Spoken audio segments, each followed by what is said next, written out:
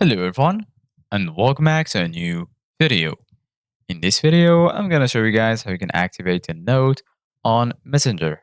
So if you guys want to learn how to do it, just follow the steps that I'm gonna show you. As you can see guys, I'm right now in Messenger and this is how the homepage looks like. So right here in the bottom, you're gonna find all of the sections. Here you're gonna find the chats section, people, and right here you're gonna find stories.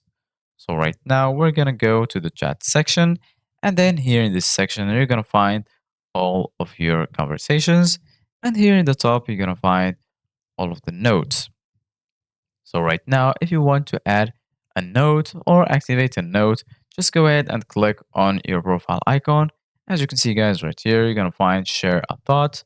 So go ahead and click on it, and then go ahead and type your note. Friends can see your note for 24 hours. You can change the audience if you want. Just click right here. And then you can change it to friends and connections.